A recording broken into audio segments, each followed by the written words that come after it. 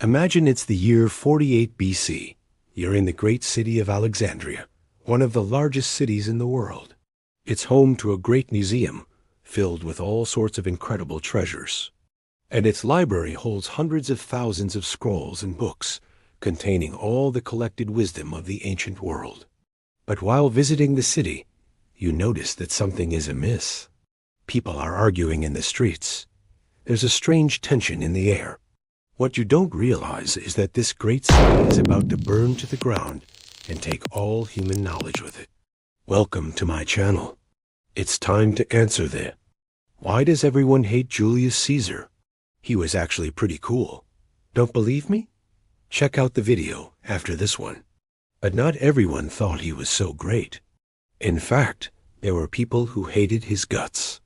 One of them was a philosopher named Zenon, who had taken it upon himself to start a school in Alexandria, dedicated to the study of literature and philosophy. It became extremely popular, attracting students from all over the Mediterranean. So much so that the local ruler Ptolemy IX offered him a deal. If he could get more scholars to come to the city, he would build him a library to house all their books. Zeno took him up on the offer, and soon scholars from all over flocked to the city, bringing their books with them. But there was an issue. Not everyone agreed on what books should be studied. While Zeno preferred poetry and plays, others preferred science or history. This led to a lot of arguing, which upset the local population. They asked Zeno to either resolve the issue or move his school elsewhere.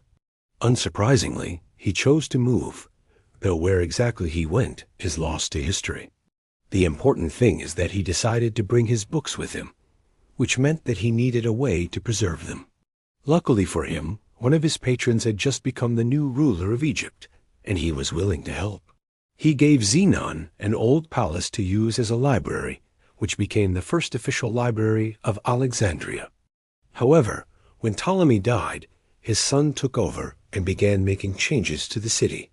He wanted to make Alexandria the new capital of the empire, which required demolishing many buildings to make room for new ones. As you can imagine, he didn't have much regard for old, dusty books, so he ordered them to be burned, destroying tens of thousands of them. Survivors fled to the royal library, but its director, Aristarchus of Samothrace, worried that the new ruler might destroy it next. He sent many of the books to be stored in a warehouse instead, where they would be safe. And so the Library of Alexandria continued to thrive.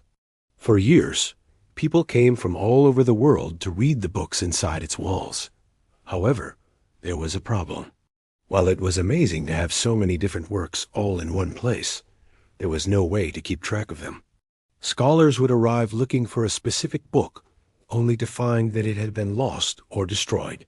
Even worse, some people would purposefully damage books, either because they were jealous of someone else getting to read them, or because they disagreed with what was written inside. Something had to be done to stop it, and quickly. Enter Callimachus, a poet from Cyrene, who volunteered to catalog the books. He organized the collection into 40 different categories and assigned an employee to watch over each section. He also created the first card catalog system, which allowed researchers to find books much easier. However, this required him to remove many of the books from the shelves so that the information could be copied down. This made it much more likely that they would be damaged, so he put 2 guards outside the doors to ensure that no one would disturb them. One of those guards was a man named Hero of Alexandria. Much of what we know about the library comes from his writings, particularly a story about how he put out a fire using mirrors. According to Hero, one day some teenagers entered the library and began throwing resin at the visitors. The guards quickly put out the fire. However, they weren't fast enough to prevent some of the scrolls from being damaged. In his writings, Hero praises himself for coming up with the idea of using mirrors to reflect the sun's rays and put out the fire. However, this may just be a myth that he made up to make himself look better. Either way, he worked at the library for 35 years, until one fateful day when everything changed. The exact date isn't known, but most historians agree it was either in 48 or 47 BC. On that day, Julius Caesar arrived in Alexandria. He had come to resolve a dispute between two rival claimants to the Egyptian throne, but quickly found himself caught in the middle of a war. While trying to leave the city, his ships got caught in a storm and were forced to dock. To make matters worse, some of his soldiers left their camp and began looting nearby villages. When the locals complained to Caesar about it, he ordered them to return to the camp. But many of the soldiers refused and instead attacked the Roman garrison stationed there.